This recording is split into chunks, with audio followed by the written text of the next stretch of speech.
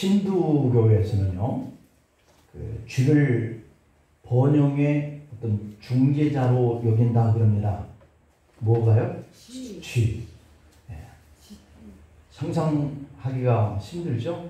근데 이 쥐가 신두교 사람들은 이렇게 그 번영의 그 신과 인간과 이게 그 중재하는 그러한 자로 여겨서 굉장히 신성시 생각을 한다 그래요.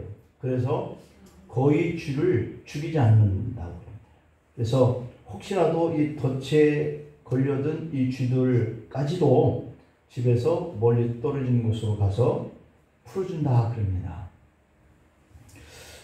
인도 캘커타 공원에서 쥐들에게 먹이를 주는데요. 쥐에게 인도 곡물의 생산량의 4분의 1을 쥐들이 다 먹어 해치운다고 합니다. 쓸데없는 짓을 하는 거죠. 오늘 우리나라의 모습을 보면 현수막에 가끔씩 보에게 먹이를 주지 말아라, 비둘기에게 먹이를 주지 말아라 그러는데, 이 사람들은 쥐들에게 먹이를 주는 식량이 자신들이 먹는 4분의 1을 준다는 거니까요. 대단한 헛된 일을 하고 있습니다. 그리고 인도의 사회경제연구소에 따르면 인도에는 쥐의 수가 인구의 5배 정도가 된다고 해요. 인도의 인구도 아주 10억을 막 넘어섰는데, 그런데 이 쥐들은 그들의 숫자보다 5배가 많다 그러니까 징글징글하죠. 징글징글합니다. 우리는 쥐만 보면 혀를 내두르는데, 그런데 과학자와 통계학자들에 의하면 인도에서 쥐의 손실이 1년에 2억 4천만 달러를 초과한다고 주장을 합니다. 2억 4천만 달러. 가난한 사람들에게 먹을 것을 사주는 것만 이만큼 들어간다 해도 부족할 판인데 말이죠. 또 사원의 재정관리인들은 사원의 쥐의 숫자를 계속 늘려가고 있다 그래요. 그리고 혹시라도 순례객들이 이 쥐를 밟아서 죽이게 되면 450달러에 해당하는 벌금을 물어야 한다고 합니다. 450달러. 우리나라 돈으로 4만 원이 넘잖아요. 그러니까 이게 엄청납니다. 그러니까 인도에 혹 여행 가실 분들은 쥐 밟히지 않도록 조심해야 할 것 같습니다. 인도는 하나님께서 주신 것을 가지고 우상을 섬기는 데 낭비를 하고 있다고 볼 수 있습니다. 이 시랍의 그리스 악티움 신전이라고 하는 곳이 있는데요. 매년 파리 신에게, 쥐 말고 파리 신에게 황소 제물을 드린다 그럽니다. 파리는 냅둬도 자기들 알아서 먹을 것 다 먹을 텐데 황소를 제물로 드려요. 아마 이 사람들이 한국에 쥐 잡는 날이 있다라고 하는 것을 안다면, 파리채를 들고 파리를 잡는 모습을 본다면 아마 기절을 할 것 같아요. 우리 민족이 더 낫습니까? 우리 민족들의 모습도 외국인들이 볼 때 해외 토픽감들이 있다고 그래요. 돼지머리 놓고 그 앞에 절하면서 내 집안에, 내 사업장에, 내 자식들이 일이 잘 되게 해달라고 비는 것을 보거나, 어떤 건축을 시작할 때 그 앞에 자리를 펴고 이 돼지머리에 돈을 끼워놓고 절하는 것을 보거나, 대들보에 북어를 매달아 놓고 그 앞에서 두 손 모아 비는 이 고사 지내는 모습을 보면 그들이 볼 때 참 가관이다 할 겁니다. 얼마나 웃기겠습니까? 그 생각이 허망해져서 성경에 보면 미련한 마음이 어두워져서 썩어지는 하나님의 영광을 썩어질 금수와 버러지 형상의 우상으로 바꾼다 라고 이렇게 표현을 하고 있죠. 악한 마귀들이 하나님의 진리를 거짓된 것들로 자꾸 바꾸어서 이 피조물을 조물주보다 더 경배하고 섬기도록 유혹을 하고 있다라고 말할 수 있어요. 명절 때만 되면 이 조상 섬기는 거에 대해서 가족들이 갈등을 겪고 있지 않습니까? 이제 며칠 후면 명절인데, 이 명절 때가 되면 성도는 조상 제사와 충돌을 합니다. 충돌.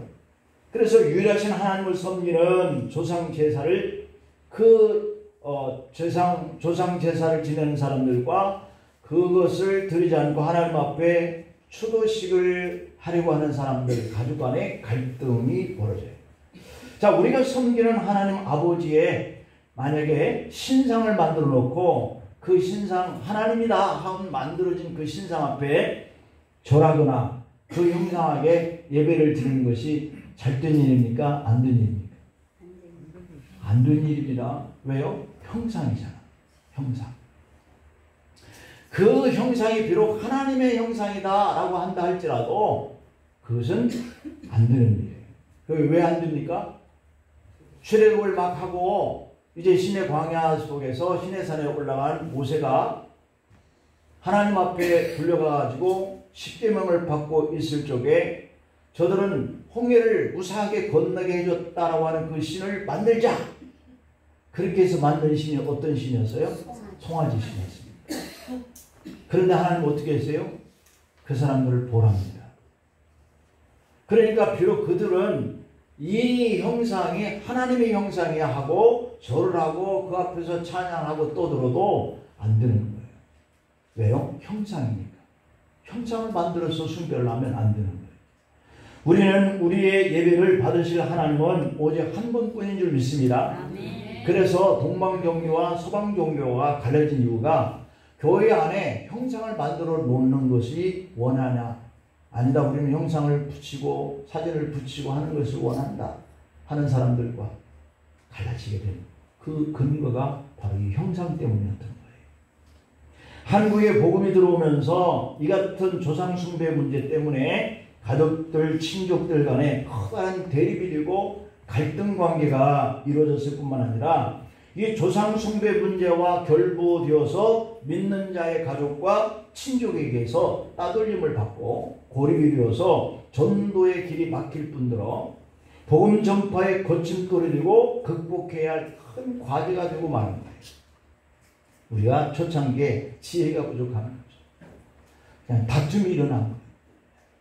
근데 요즘은 사람들이 지혜로워져서 또 목회자들이 그렇게 지혜롭게 가르치기 때문에 그들과 무조건 싸우거나 그들과 함께 하지 않겠다고 해서 명절에도 부모에게 가지 않거나 막 이렇게 과격하게 행동하지 않습니다. 그렇게 하면은 바로 이렇게 전도길이 막히는 그런 문제가 우리의 과제죠. 지금도 전도하다 보면 장손이기 때문에 제사를 지내야 하기 때문에 교회에 나갈 수 없다라고 하는 사람들이 있거든요. 그래서 이 카톨릭과 불교는 결탁을 했어요. 제사상에다가 모셔놓고 절하거나 아니면 제사상을 탁 차려놓고 뭐 예배드리거나 뭐 이런 형태로 절을 하거나 이런 점에서 우리 그리스도인들은 조상 제사에 분명한 성경적인 태도를 가지고 우리가 이번 명절 추석에도 임해야 할 줄로 믿습니다. 자, 이런 의미 속에서 우리가 오늘 생각해 볼 교훈이 있어요. 그 첫째는 조상 숭배의 목적에 대해서 알 필요가 있다. 저걸 알면 백전백승이다 하는 것처럼 이 조상 숭배가 뭔가 하는 것에 대해서 알 필요가 있지 않습니까? 조상 제사에 심혈을 기울이는 데는 목적이 있어요. 이 목적이 또한 조상 숭배의 사상으로까지 발전되어지고 하나의 민족 종교로 깊이 뿌리게 된 이유가 된 거예요. 그 첫 번째 하나가 효의 연장선상이다 라고 생각하는 것으로 목적을 주는 거예요. 조상 제사를 차려놓고 절을 하고 숭배하는 이 일이 조상 숭배야 라고 생각을 하는 데에 목적을 뒀다라고 하는 거예요. 효의 근본 정신을 보답과 보온으로 볼 때 부모 생존 시만이 아니고 사후에도 엄숙한 제사를 통해서 주거니를 생존하고 있는 사람과 같이 대하게 하는 것. 이것이 바로 중용에서 나온 거거든요. 중용. 중용에서는 주거니를 계속해서 받들어서 공양함으로써 효를 이어가게 되는 것이다 라고 말하면서 이를 추양계효라고 이렇게 명칭을 말하고 있어요. 그 다음에 두 번째 목적은 기복사상이에요. 기복사상. 내가 좀 돌아가신 그 부모에게 제사를 잘 드리고 숭배를 하면서 나도 복을 좀 받아야 되겠다라고 하는 그러한 기준이에요. 이 조상을 잘 섬기면 후손에 복을 받는다라고 하는 이 오래된 이 기복사상에서 조상 숭배가 엄숙하게 시행되고 있는 것이다 라고 말하고 있는 거예요. 기독교의 가정의례 지침서에 임택진 원로목사님이 편찬을 하셨는데 그 안에 보면 죽은 자를 잘 섬기면 살아있는 자들을 보호한다는 믿음을 지닌 기복적 사상에서 이 조상 숭배가 연유된 것이다 라고 이렇게 본다고 말을 하고 있어요.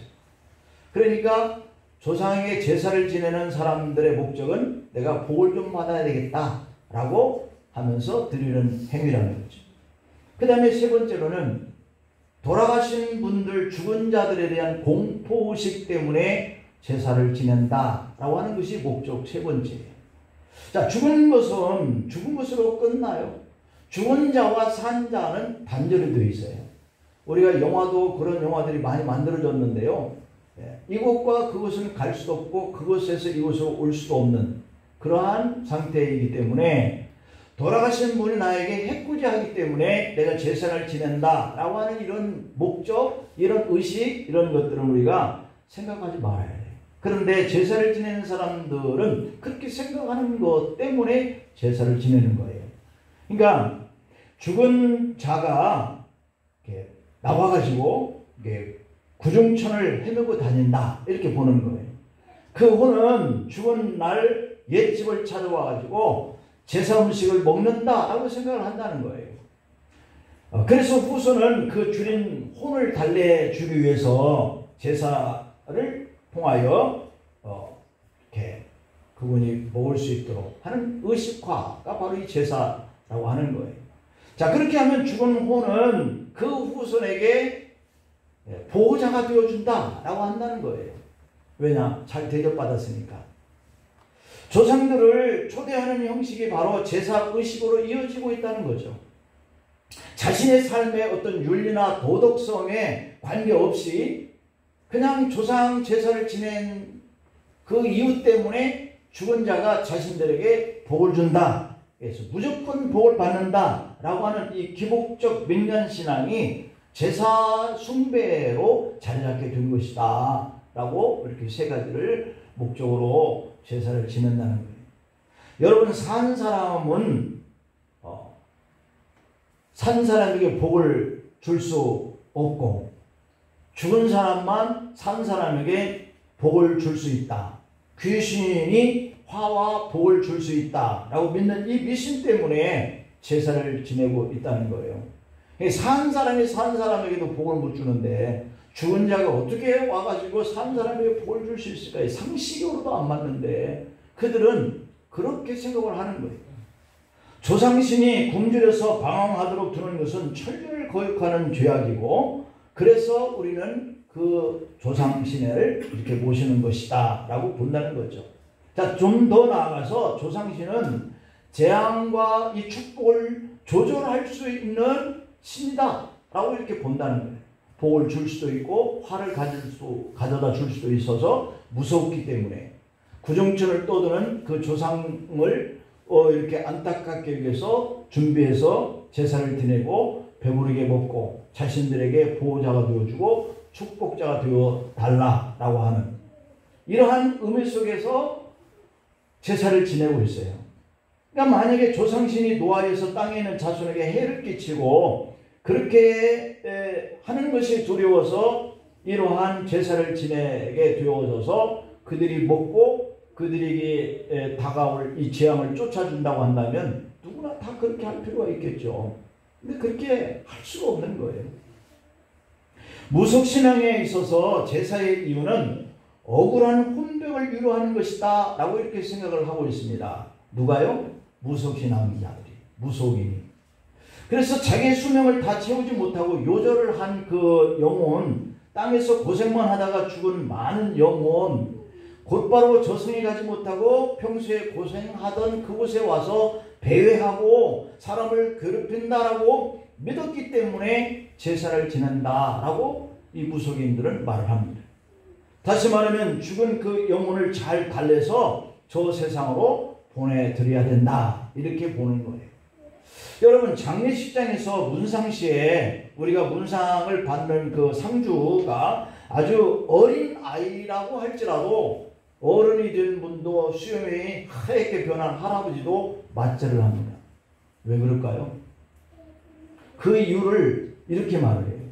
비록 그 상주가 어릴지라도 그 가문에 복을 줄 수 있는 조상신, 다시 말하면 선친신이 반드시 상주 속에 들어가 깃들여져서 임하고 있기 때문에 그 어린 나이에 상주에게 절을 하는 것이 아니라 그 속에 들어가 있는 그 돌아가신 그 영혼에게 절을 한다 라고 하는 것을 생각하고 있기 때문에 그렇게 마찰을 한다는 것이에요. 참 신기한 일이죠. 자, 여러분, 그러면 두 번째로 생각해 볼 것이 있어요. 첫 번째는 조상 숭배의 목적은 효의 연장선으로 혹은 기복사상으로 죽은 자가 두려워서 공포심 때문에 이렇게 하기 때문에 제사를 지는 목적을 둔다고 했고, 두 번째로는 이 조상 제사의 유래에 대해서 한번 말씀을 드려봅니다. 유교는 13세기 고려 말때에 이 성리학과 더불어서 들어왔는데요. 사당을 짓고 의식을 갖기 시작했어요. 그 이전에는 조상 제사나 제례도 없었다고 그럽니다. 그러니까 이 조상 제사가 고려 말 13세기에 유교가 들어오면서부터 시작됐다라고 말씀을 드릴 수가 있겠죠. 자, 그 후 조선이 건국되면서 태조 이성계는 국교를 고려의 불교에서 성리학으로 바꾸면서 집집마다 가묘를 만들고 집안의 사당과 신주를 모시기 시작했습니다. 이러한 장려 이유는 종교적인 이유라기보다는 쿠데타로 집권했잖아요, 이성계가. 그래서 태조 이성계의 교육적인 목적, 정치적인 민심을 잡기 위한 수단으로 이용을 했다는 거예요. 마치 우리 역사상 충과 효를 정책으로 삼아서 정치에 순복하라 라고 하는 것을 이루려고 하는 것과 비슷한 정책을 핀 거죠. 조상제사를 시작한 공자의 진정한 의도가 뭘까요?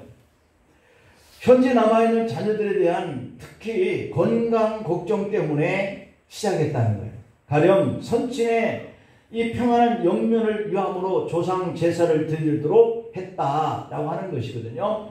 그렇기 때문에 이 공자에게 있어서 제사상은 조상이 먹는 것이 아니라 지상에 남아있는 이 자녀들이 부모를 잃어버린 그 슬픔 때문에 먹지도 못하고 그리고 자꾸 영양이 섭취해야 할 이 부분들이 떨어지면서 건강에 어떤 이상이 올 것에 대비해서 그 제사상 위에 올려놓는 것을 그 살아있는 사람들이 먹게 되기 때문에 그때 이 장려했던 제사상 위에 놓는 음식은 대추, 밤, 감, 배, 은행 이 5가지였다고 그럽니다. 공자가 직접 해석한 이 상비약의 의미였다라고 하는 거예요. 그러니까 공자가 볼 때 이 5가지의 음식은 사람들의 영양에 상당히 좋은 것들이다라고 생각을 해서 그것을 권장했다는 것이죠. 그래서 지상에 남아있는 자녀들이 부모님께서 돌아가셨어도 5가지 상비약으로 걱정 없이 지낼 수 있으니 평안히 영면하십시오 라고 하는 뜻으로 이 제사상 위에 놓는 5가지 음식을 말해 줬다라고 하는 겁니다. 오늘날과 같은 이 동네마다 약국이 없던 그 시대였기 때문에 돼지고기 먹고 체하면 부모님이 걱정하실 것이니 제사상에 놓인 5가지 음식 중 하나인 이 배를 갈아 먹으면 체하는 것이 괜찮고 또 부모님이 그렇게 걱정하지 않아도 될 이러한 곳에서 영면하십시오 라고 하는 뜻으로 이 배를 올렸다는 것 아니겠어요? 그런데 샤머니즘 이 무속의 영향이 바로 이 유교와 불교를 어느새 변질시키면서 제사상을 조상이 먹는다 라고 생각하게 사람들의 인식 속에 만들어 놨다는 거예요. 그래서 이제는 이 제사상에 있는 음식이 그 부모를 잃어버리고 상실하게 될 그 자녀의 건강식품을 위해서 말해 준 이러한 음식들이 이제는 조상신이 와가지고 먹는 음식으로 취급을 하게 만들어 놨다. 변질된 것이죠. 그냥 이와 같은 제사상 모습을 공자가 보면 아마도 크게 통탄할 것이다 라고 의식 있는 사람들은 말을 하죠. 중국에서도 이와 같이 변질된 잘못된 제사의 영향 때문에 부모님이 돌아가시면 집에 죽은 자의 제패를 만들어 놓고 그것을 집안에 모셔놓고 그 위에 위패를 모시는 것이 바로 이 조상과 조상신을 섬기는 의식이 되었다는 겁니다. 하지만 하나님은 성경을 통해서 사람이 죽으면 다만 하나님의 주권 속에 심판이 있을 뿐이다 라고 말씀하고 있거든요. 그 어떤 누구도 구천을 떠도는 조상신은 없다라고 성경은 단언을 하고 있습니다. 그러니까 우리의 부모님들이 돌아가시면 구천을 떠돌 수 있는 그러한 일이 없다는 거예요. 지금 귀신이 떠들고 마귀와 사단의 활동이 있다라고 하는 것을 여러분들은 돌아가신 그 수많은 사람들의 영혼들이 와가지고 그러는가 라고 생각할 수도 있는 분들이 혹 있다면 오해할 필요가 없어요. 천상에서 하나님과 대등하게 들여다가 지상으로 공중으로 쫓겨난 그 타락한 천사들이 바로 마귀요 귀신이요 사단인 거거든요. 이 세상에는 우리 조상들 죽은 자들이 내려와 활동할 수가 없습니다. 과거에 동네에서 접신이나 초원제를 하면서 영매가 조상신이 접신한다 라고 했을 경우 그 조상신이 부모라 할지라도 예수 믿는 자녀는 싫어하는 것을 보게 되거든요. 그러니까 혹은 그리스도 앞에서 접신 행위를 아예 하지 못할 경우도 많다는 거예요. 왜냐하면 그가 예수 믿는 사람이기 때문에 그 조상 그 귀신이 접신을 할 수가 없다 이런다는 거죠. 그래서 믿는 사람들은 나가달라 이렇게 요청을 하기로 한다는 얘기죠. 그래서 영매가 왜 그리스도인 앞에서는 접신을 하지 못할까요? 부모의 신이나 조상신이 아닌 조상신을 가장한 이런 악한 영, 귀신의 영이기 때문에 그런 거예요. 그래서 그 귀신의 영이 하나님의 영을 두려워하기 때문에 접신하지 못하는 거죠. 그 다음에 세 번째, 그러면 조상제사를 금지하는 이유는 뭘까라고 하는 점입니다. 하나님의 사람들은 이 육체와 영혼을 창조하신 분이 하나님이라고 믿어요. 인간이 죽으면 영과 육이 분리되는데 그것이 바로 우리가 생각하고 있는 죽음인 거죠. 영과 혼이 분리가 되는 그 순간 바로 우리가 죽음이라고 하는 것을 맞이하면서 슬퍼하게 되는데요. 이 영이 떠나면 육체만 남아있게 되어서 부패되고 썩어져 흙으로 돌아갑니다. 그냥 내둬도. 하지만 영혼은 죽지 않고 가는 곳이 있는데 그곳에는 두 길이 있습니다. 한 곳은 예수님을 믿는 자가 가는 천국의 길이고 또 한 곳은 예수님을 믿지 않았기 때문에 가게 되는 지옥인 길. 이 두 길밖에 없어요. 죽으면 바로 이 천국과 지옥으로 나눠 가게 되는 건데요. 절대로 사람이 죽은 후에 그 영혼이 구천을 떠도는 경우는 없다. 음식을 차리려면 바로 돌아가신 그 아버지, 어머니, 그 조부들 이런 신들이 와가지고 먹는 게 아니라 먹을 수도 없는 거예요. 그냥 죽은 자의 영은 절대로 이 세상에 다시 올 수가 없다. 또 죽은 자는 산 사람들은 만나지도 못할 뿐만 아니라 만나려고 시도조차도 성경은 1절 금하고 있는 거예요. 예. 죽은 나사로가 있는 그곳과 부자가 죽어 있는 그곳에 나도 저 아브라함 품에 안겨있는 그 거지 나사로처럼 그렇게 되고 싶죠. 그래서 와서 물 한 방울만 찍어달라고 하는데 너와 우리 사이에는 구렁텅이가 있어서 올 수도 없고 갈 수도 없다 그렇게 얘기합니다. 못하는 겁니다. 1절 금하고 있어요. 누가복음 16장 26절에서 말씀하는 것을 보면 천국에 있는 아브라함이 지옥에 간 부자에게 너희와 우리 사이에는 큰 구렁텅이가 있어 여기서 너희에게 건너가고자 하되 할 수 없고 거기서 우리에게 건너올 수도 없게 하였느니라. 따라서 죽은 자가 제사상을 받으러 지상에 올 수 없다. 다만 귀신이 죽은 조상으로 가장을 위장을 해서 내가 너희의 할아버지 영이다 이렇게 이 지상에 쫓겨온 귀신들이 가장을 하는 겁니다. 그러면 이 귀신은 뭐냐? 귀신은 하나님이신 천사들 중에 타락한 천사들인데 그 중에 대장이 누구죠? 루시퍼. 천사장이죠. 그랬던 천사장이 그 영광스러운 자리를 받았지만 하나님께 대적하다가 버림을 받습니다. 이게 교만인 거죠. 누구든지 누구와 버금가게 비슷한 자리에 있으니 너나 나나 쌤쌤이야 라고 생각하는 이런 교만이 들어가게 되면 이렇게 되어지는 경우가 있어요.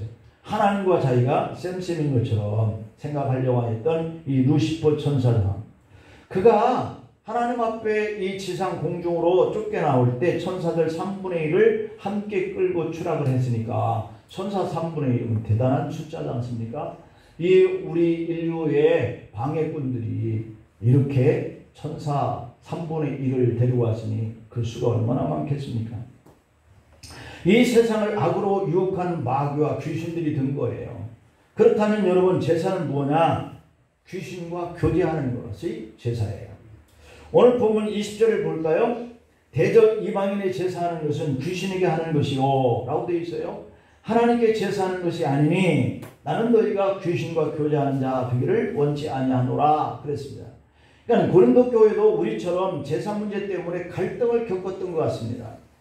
하나님께 드리지 않는 모든 제사는 모두가 다 이 귀신들에게 드리는 제사라고 하는 것이에요. 그래서 죽은 자를 위해서 제사를 드린다면 그것이 곧 귀신과 교제하는 것이고 귀신을 경배하는 자가 되는 것이에요. 왜 죽은 자들을 위해서 드린 제사가 우상이고 귀신에게 드리는 것일까? 라고 하는 것을 생각해 보면 이 제사라고 하는 이 용어가 주는 의미 때문인데요. 이 제사라고 하는 이 용어를 보면 예배한다, 신을 두려워한다. 아까 첫 번째 말씀을 드릴 때 그들이 왜 제사상에 제사를 드리냐면 그들이 기복적인 신앙도 있었지만 그 죽은 신에 대한 두려운 마음 때문에 드린다 이렇게 얘기하고 있었잖아요. 그러니까 이 분이 우리를 해코자 하면 어떻게 하나 라고 하는 이 생각 때문에 잘 드시고 우리를 보호해 주세요 하는 이런 마음을 가지고 제사를 드리는 거예요. 그래서 제사라고 하는 용어는 예배한다, 신을 두려워한다 라고 하는 뜻이기 때문에 하나님은 귀신과 교제하는 것이니 하면 안 된다 라고 말씀해요. 그 제사 때에 지방을 쓰는데 뭐라고 쓰는지 잘 아시잖아요. 현구학생, 부근신이 라고 이렇게 쓰잖아요. 여기서 이 신위라고 하는 이 말은 신이 앉았다 라고 하는 뜻이에요. 그러니까 돌아가셔서 내가 제사 드리려고 하는 그 신들이 지금 와서 제사상 앞에 앉아있다 이렇게 보기 위해서 그렇게 하기 위해서 신위라고 붙여 쓰는 거예요. 그래서 돌아가신 아버지 조상신이 나타나 후벼 살펴주세요 라고 하는 뜻이죠. 여러분 세상이 참 힘들고 각박하고 어려울 때 여러분들이 하는 일들이 지긋지긋하게 되지 아니할 때 너무 낭망주죠. 절망주잖아요. 그럴 때 여러분들이 떠나 먼저 보낸 아버지 어머니 와서 좀 제발 좀 도와주세요 하는 마음들이 있잖아요. 예. 그게 우리 인지상정이에요.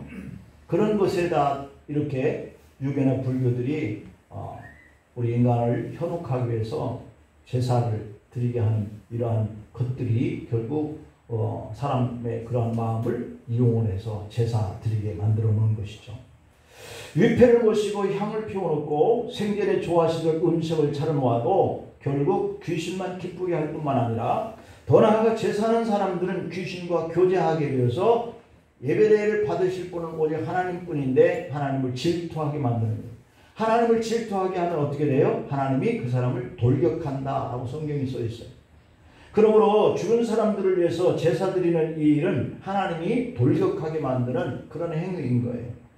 결국 하나님의 재앙을 주거나 심판을 하시는 이러한 결과를 가져오는 것이죠. 그래서 우리는 제사를 드리면 안 된다라고 하는 것이 기본 정신인데요. 제사하는 것은 단순한 종교 행위이거나 어떤 풍습이거나 하는 것으로 끝나는 것이 아니라 그러한 제사 행위는 생활 속에 자연히 귀신들이 자꾸 다가와요. 귀신을 사모하고 교제하려고 원하는 사람에게는 귀신이 근접해 오는 거예요. 그래서 자꾸 그가 말하는 것을 받아서 따르게 되고 살게 하려고 하는. 그래서 자연히 그 귀신들에게 묶이는 거거든요. 그러니까 제사를 하면 그 제사를 받는 귀신이 나의 생활의 주인이 되는 거죠. 일상생활에 얼마나 많은 부분 속에서 이 귀신과 교통하는 그런 비참한 그러한 생활이 우리 새 속에 많이 이미 침투해 있는지 몰라요. 이것들은 모두 귀신에게 제사는 그 정신 때문에 귀신들이 그 사람에게 찾아왔기 때문에 귀신들이 그 사람에게 장난치는 거예요. 종갓집은 1년 내내 제사를 지내는데 그런 가문을 보면 영적으로 매우 혼란한 일들이 그 가문 안에 많이 일어난다고 그래요. 어느 신문에 보니까 이런 기사가 실렸어요. 명절 금기 하나가 깨지고 있다. 명절 음식, 더 정확히 말해 차례상이나 제사상을 사는 사람들이 늘고 있다. 이제는 집에서 제사상도 준비하지 않습니다. 뭐 한다고요? 산단 말이에요. 사서 차려. 자, 사람들이 늘고 있는 것이다. 몇 해 전만 해도 조상에 올리는 제사상을 맞춤으로 산다는 건 불경스러운 일이라고 했다.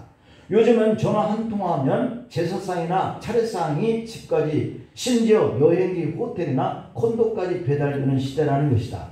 살아있는 사람도 음식을 배달시켜 먹는데 죽은 조상이라고 못할 것이 뭐가 있느냐라고 하는 것이다.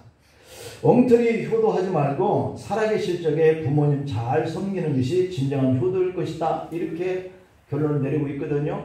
그렇게 할 수 있기를 바랍니다. 아멘. 여러분, 제사를 지내는 가문과 민족은 풍요롭게 사는 역사가 없다는 거예요.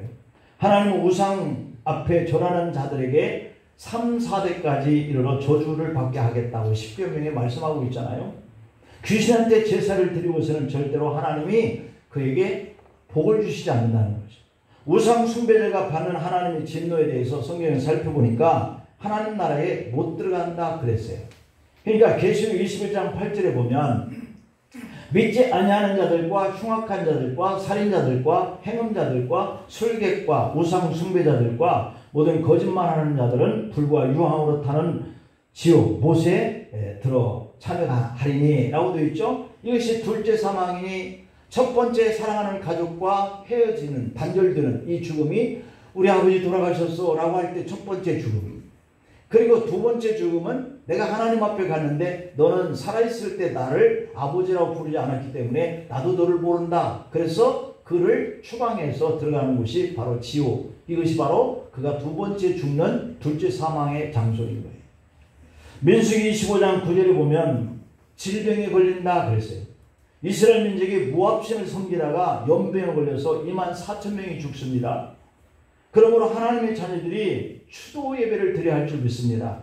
산자들은 우리 신앙인들은 제사하는 장소에 참석하되 나는 기독교인이니까 그 제사하는 집에 가지도 말아야 돼.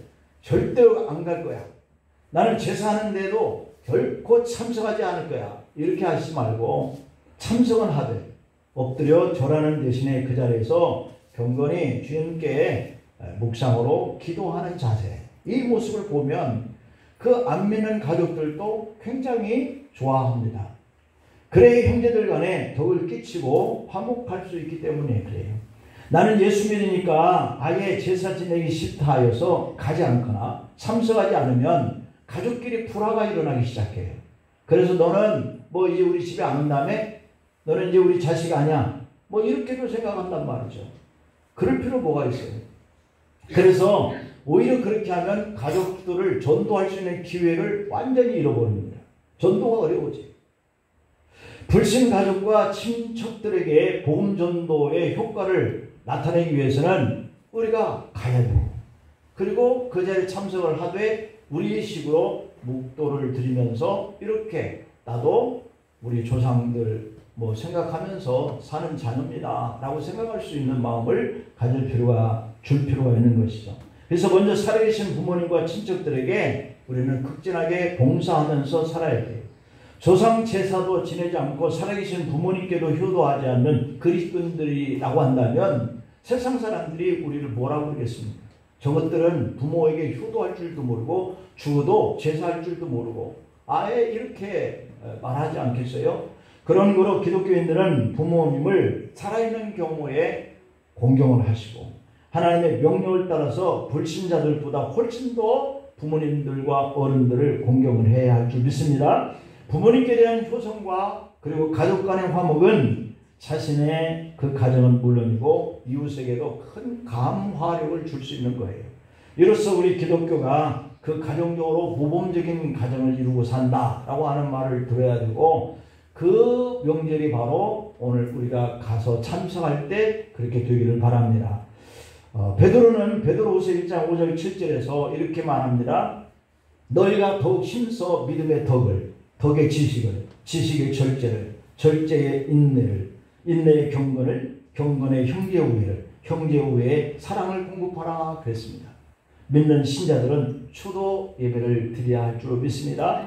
음식을 차리고 사진을 놓고 부분 쉰이라고 이렇게 써서 절을 하는 이런 제사와는 좀 다르게 가족들과 친척들과 그리고 함께 이렇게 모여서 예배로 이렇게 드리는 것이 얼마나 좋겠습니까?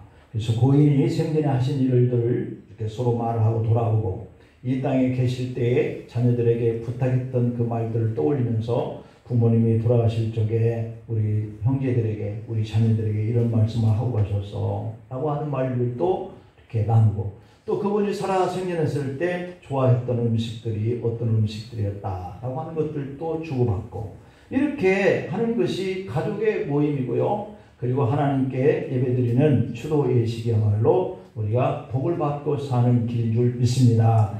오늘 본문 20절에 마지막으로 제사를 엄격히 금한다. 이방인들의 제사하는 것은 귀신에게 하는 것이다 라고 하는 거, 이것을 기억하면서 하나님께 영광 돌리는 추석 명절이 되기를 축원합니다. 기도하시겠습니다. 하나님 아버지, 조상 숭배에 대해서 목적을 두는 사람들의 생각은 효의 연장 사상이고, 내가 복을 받는 기복 사상의 연이고, 또 죽은 자들에 대한 공포의식 때문에 할 수 없이 드린다라고 말을 하고 있습니다.